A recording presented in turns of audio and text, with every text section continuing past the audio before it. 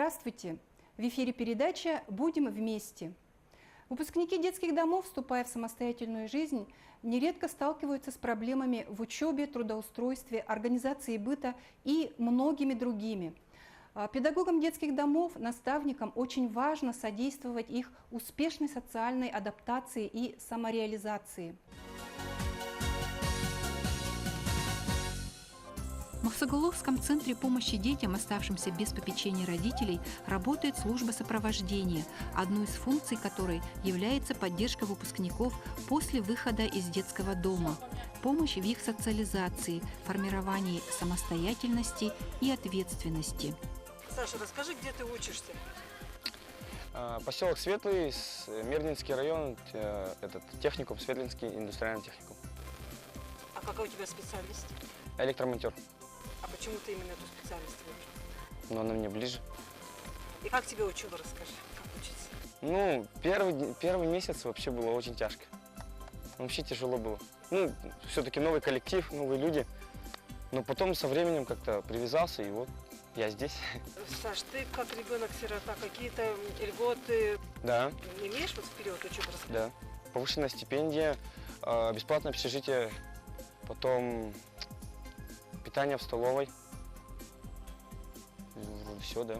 Ну, пока, насколько я знаю, все. Именно в Светлом. И каникулы зимние ты проводил там, получается? Нет, здесь, в Махсоголовке. Мне не было 18. То есть ты на каникулы приезжаешь сюда? Да. В твой родной Махсоголовский центр помощи? Да. Вот как тебя здесь принимают, как встречают? Как обычно. Ну, тогда твои пожелания Махсоголовскому центру, вот детям, которые здесь уходят, своим ровесникам, пожелаешь что-нибудь? Ну, я даже не знаю, у них тут все есть, зачем им что-то желать? Им только успехов надо желать, и все. Огромную помощь и поддержку Александр получает от директора Махсоголовского центра Василия Николаевича Ильина. Его неравнодушие к судьбе каждого воспитанника, отеческое внимание позволяют ребятам не чувствовать себя одинокими. Поддержка со стороны очень важна, но не менее важны самостоятельность и целеустремленность. Петр Голоков, выпускник детского дома, всего в жизни добился сам. Скажите о себе. Фамилия моя Голоков, мне 27 лет. С 4 лет я воспитывался в детском доме «Журавушка». Сейчас он называется «Берегиня». Потом я там пробыл до 7 лет. С 7 лет меня направили в речевую школу-интернат. Там я проучился до 6 класса. В 6 классе меня надо мной оформили опекунство, приемные родители забрали к себе. После этого я начал учиться с 6 класса в 25-й школе по 10 класс. С 10 класса я поступил в Якутский институт водного транспорта. И дальше у меня жизнь уже пошла самостоятельно. Они от меня отказались. И дальше я, получается, 2 года я учился. Потом меня забрали в армию, год я в армии провел, после армии я прошел практику, восстановился на 3-й курс, 2 года проучился, в 2014 году я закончил Якутский институт водного транспорта и параллельно еще работал на флоте. Потом, пока я работал, после окончания учебы на флоте, я поступил на высшее образование, закончил, первый курс я закончил, второй почти закончил, потом вдруг у меня мысль пришла, что я хочу намного большего, я понял, что флот это не мое, строительство, это у меня на высшем образовании отделение было, я тоже понял, что это не мое, и я захотел добиться успеха, после этого я уволился с работы, не стал заканчивать вышку и решил свою жизнь посвятить фитнесу, бодибилдингу. И начиная с 2015 года я стал заниматься саморазвитием, я стал тренировать. Проблема была, это, конечно, одиночество, потому что не было так называемой поддержки, кто бы тебя поддерживал всю работу, рутину, в жизни надо было делать самому. И бывали моменты, когда было очень сложно, конечно, даже бывали, когда слезы были, но я как-то понимал, что мне надо идти вперед, несмотря ни на все, и не обращать на внешние факторы внимания, а надо просто поставить цель и идти вперед. И вот у меня эта цель была стать фитнес-тренером.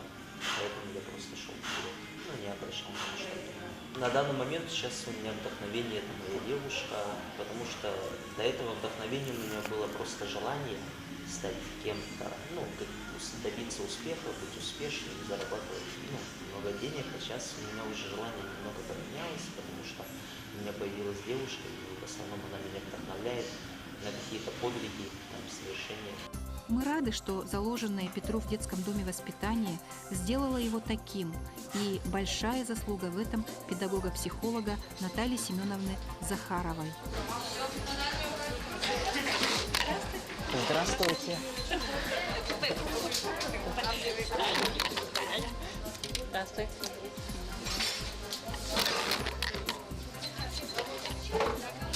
Отлично, все хорошо, как у вас?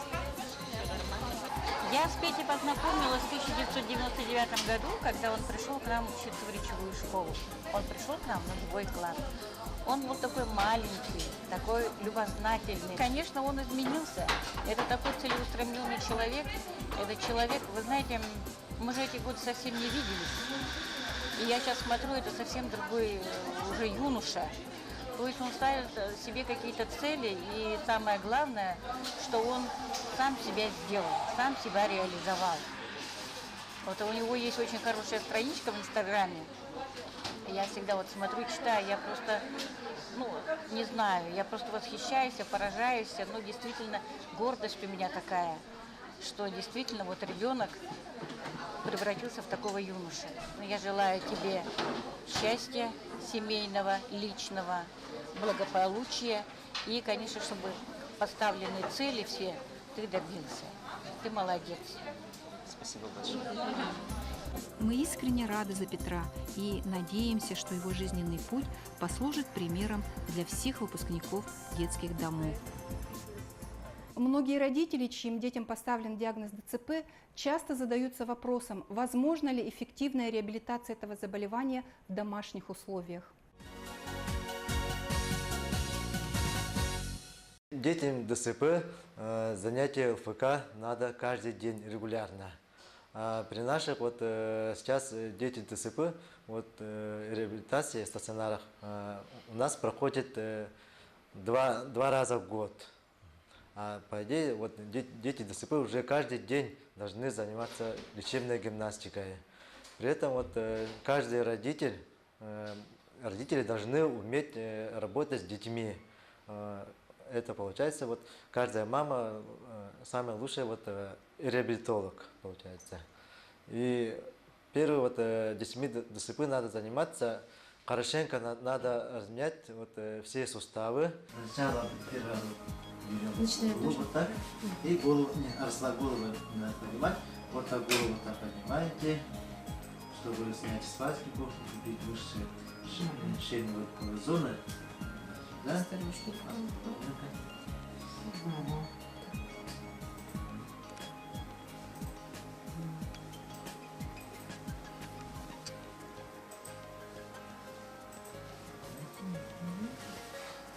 Постепенно разрабатываем кистевой сустав. Сразу резко быстро не надо, спокойно, постепенно надо усиливать вот интенсивные движения.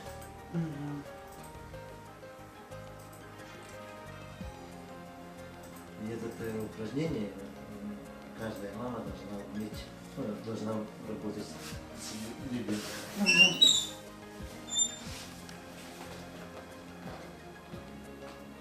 То есть с кисти мы переходим на второй состав. Которые показывали тоже. И упражнение постепенно надо вот интенсивно, немножко быстрее надо делать, чтобы снять спазм мышцы.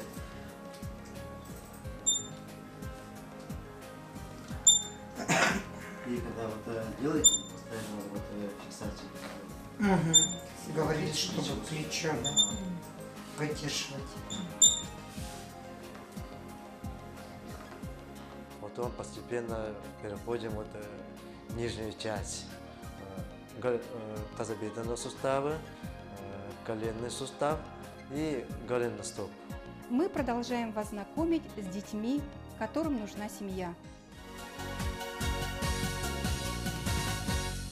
Саша, расскажи о себе, сколько тебе лет? Мне 9 лет. Я учусь в 3 классе. Я поступил в 3 класс. Молодец. И как тебе учиться? Нравится? Да, нравится. Костя, тебе сколько лет? Сейчас все угадаю. 8? 7? Ага. Ты у нас в школу ходишь? Да, папа выбрал елочку, самую пушистую, как... А? Мама как... Елочка так пахнет, мама сразу ахнет. Шла вчера я по Садовой, так была удивлена. Паренек белоголовый закричал мне из окна: с добрым утром, с добрым утром. Я спросила, это мне? Улыбнулся он в окне. Закричал еще кому-то: с добрым утром, с добрым утром. Малыша без взрослых людях. Паренек махал рукой, с ним теперь знакомый будет. Саша, Костя и Анфиса все время проводят вместе, поддерживая друг друга. Старший Саша – искренний и добрый мальчик, в играх стремится быть лидером и находиться в центре внимания. Анфиса – жизнерадостная, любознательная девочка, любит играть с братьями, охотно выполняет поручения воспитателей. Костя при правильном подходе открывается, проявляет доверие и позитивные качества. Дети привязаны друг к другу и хотят жить в семье.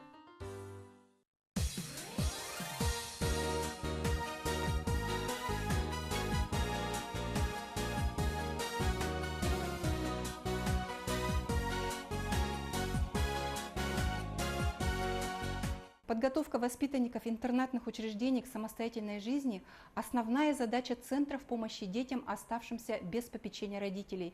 Но и каждый из нас, все мы можем помогать таким детям адаптироваться в обществе, ведь они оказались в детских домах в силу разных причин, и все мы вместе можем помочь им найти свое место в жизни.